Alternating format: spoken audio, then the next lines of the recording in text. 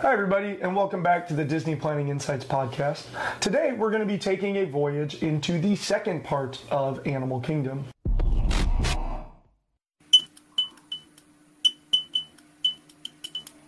So in our first episode, you'll want to make sure to check that out so that you understand things like how to get there and what the entrance looks like. But today we're going to be focusing on the lands that we did not cover in that first podcast. So in that podcast, we came across that bridge looking at the Tree of Life, and I detailed out the left-hand side of Discovery Island. So Matt is going to go ahead and start by showing us the right-hand side of Discovery Island.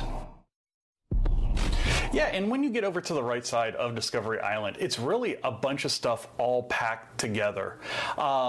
When you go up to the left, you're going to have the show It's Tough to Be a Bug, and it's a 4D show. You get some smells, you get some sounds, you get some sights, you get some feels. It's a really fun show, especially for the kiddos, if you're a fan of A Bug's Life. Also right there by that entrance is going to be a meet and greet with Doug and Russell from Up.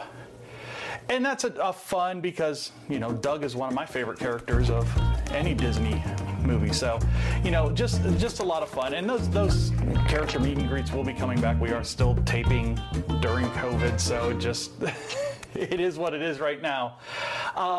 Moving up a little bit farther to the right, you're going to find a little stage, and every so often throughout the day, you're going to get a little reggae band, some Latin flavor, and just a lot of fun to just have a little dance party there on the street. Kevin hangs out there sometimes too. Yeah, he does. So bring your chocolate bars and you can get a good picture with him. And to the left, you're going to get Flame Tree Barbecue. Flame Tree Barbecue is a fantastic barbecue restaurant, but one of the greatest things about Flame Tree Barbecue is the hidden seating behind it, because it actually puts you out on the backside of the little lake where they used to do Rivers of Light and where they will do in the future the new Kite Tales show over at the Animal Kingdom. The last thing over on this side of Discovery Island is a little kind of nondescript path to the right, and that's actually going to take you down to a meet and greet that most times is going to be with Pocahontas. Just a great little area, and not a lot of people know about it, so it's something that you can kind of get in and out of really quick most times. But from there, what we're going to do is we're going to go to the left. So you're going to be looking at Dinoland USA, but we're going to go the other direction, and we're going to jump back over into Asia, and that's where Peter's going to take over this episode. All right, heading up past Tough to Be a Bug, as Matt mentioned, we're going to head into Asia. And Asia is home of a couple of attractions and also one of the big ways that you can kind of move around the park. There's a couple of ways to move around Animal Kingdom, and the first of which is to always head back to Discovery Island and then go to the specific thing. Or if you just kind of follow this sort of linear pathway, it'll loop you around the outside of the park. And if you do that, you'll find Asia that way as well. The couple of things here in Asia, let's go ahead and start with the rides. If from that main bridge coming out of Discovery Island, you head back into the left, you're going to find Kali River Rapids. It's exactly what it sounds like. It's a river rapid ride, so think big inner tube, bunch of people, soaking wet if the cast members are there hitting the water cannons. And something to be aware of is just to the left of Kali River Rapids, you are going to find lockers, free lockers, and the length of time that they're free is whatever the current ride time is, plus about 45 minutes to an hour. So plenty of time to put your valuables and things that you don't want to get wet into that locker, head over, get in line, whether it's for the Fast Pass or for the standby, and enjoy Kali River Rapids.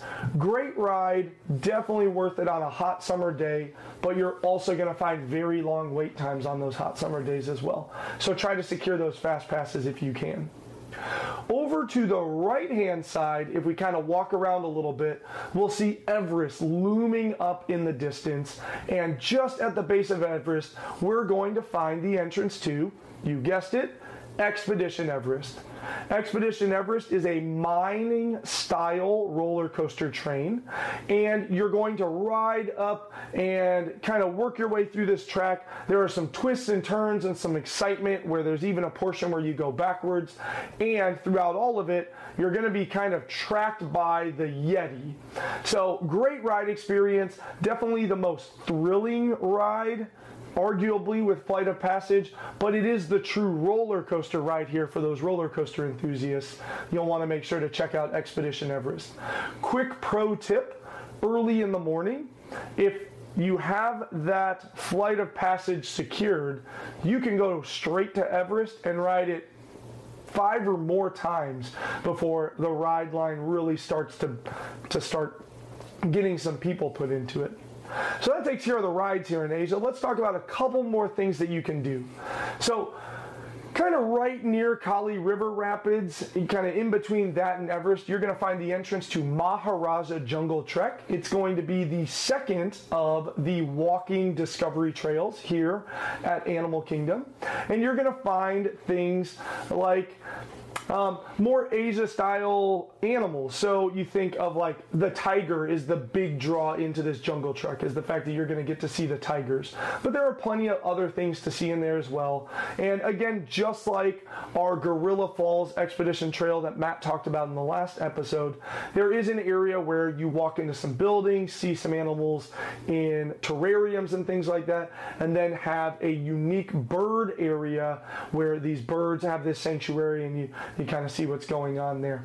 So Maharaja Jungle Trek, a fantastic addition to your day, especially if you're just looking to kill 30 minutes in between things, in between dining reservations or whatever else. So the last attraction here is Up the Bird Adventure, where you get to work along with Russell and Doug as they show you different birds from all around the world, and it is complete with a flight of macaws that will go through and kind of be heading back towards the Tree of Life for part of that show up there, and then coming back here for this area because their cages are back behind this bird adventure. Really great show. You get to meet all these different animals, and again, it brings in some of those famous characters, Doug and Russell, to kind of work you through that show. In terms of food here in Asia, we have Yak and Yeti, and there's a sit-down restaurant as well as a quick service. So the sit-down restaurant, if you maybe want some fuller plates and that chance to relax from the Florida sun, or that quick service restaurant if you just want to grab a quick bite and find the seating back to the right, are both great options here at Animal Kingdom. Now, coming from Asia, we're going to go back past Expedition Everest, and we're going to find a bridge that's going to walk us past an attraction heading down towards Dinoland USA, which Matt's going to tell us all about. All right, as we cross the bridge out of Asia, we're going to come to a big building that really just doesn't fit anywhere in this park. But you don't want to miss it because it's actually the second Broadway-style show that's in Animal Kingdom. And it is Finding Nemo the musical. And this is a abridged version of the Finding Nemo movie with very elaborate costuming. And if you've seen Finding Nemo, it's really easy to follow along. Just a really, really cool experience. And the nice thing about both of these shows, this and a celebration of the Festival of the Lion King that we talked about in the last episode, is that they get you out of that Florida heat. You know, good long 25-minute shows when you talk about getting everybody seated and getting everybody out, close to 40 minutes worth of air conditioning. They could really be a lifesaver in the middle of the day. Getting past this building, you start getting into kind of a carnival type area.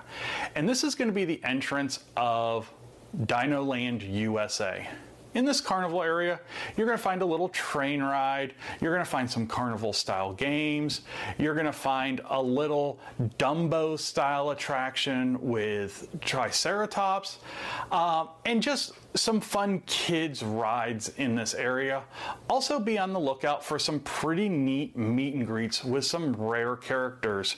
Launchpad McQuack, Scrooge McDuck, Pilot Goofy. There's a lot of different characters that end up in this area doing meet and greets. Coming out of this area, you're going to come to a restaurant, a little quick service restaurant called Restaurantosaurus.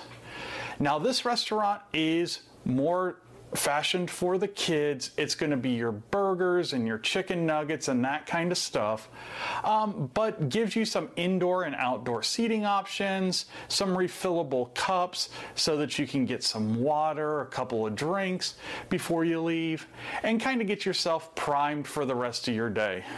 When you think about the dining that you actually need reservations for, there isn't a lot around Animal Kingdom, so these quick service restaurants come in really handy, especially this and Pizza Safari for the kiddos. After you eat, you're going to walk your way down back into another back area, and you're going to find Dinosaur the Ride. And Dinosaur the Ride is a dark style ride where you travel back in time to find Aladar. And if you've seen the movie Dinosaur, you understand what I'm talking about. And you have some mishaps and some adventure and some energy, all before you get back to the present day. A good dinosaur themed gift shop on the way out, and a couple of really good photo ops with some skeletons and fossils in the queue line. The last thing really in Dinoland is the Dino Dig area, and this is a very expansive, kind of like jungle gym, sandbox area that you can kind of just let the kiddos go and just let them go and play in the sand and look for fossils and wear off some of that lunch energy so that they can be nice and ready to leave the park when the park closes at 5 or 6 on most nights. Coming out of Dinoland USA, you're going to find the big Brachiosaurus skeleton that greets you as you would come from the Discovery Island area. But that's going to end our tour of Animal Kingdom over the last 2 episodes. So, Peter, why don't you get us out of here? All right, well, that wraps up Animal Kingdom, but one more thing before we say goodbye on these 2 episodes that we really need to mention is the activity called Wilderness Explorers. So when you first come across that bridge looking up at the Tree of Life, you'll find the first Wilderness Explorer stand where you can sign in for the day, get your adventure guidebook along with a map of all the different locations of Wilderness Explorer checkpoints. In these checkpoints, your kids are going to learn about animals, plants, or ways to conserve natural resources, and is a really, really phenomenal thing to do, especially if you're just looking to soak up the time, or perhaps you're back to Animal Kingdom for your 3rd or 4th time and not really trying to rush and ride Everest 6 times or anything else like that.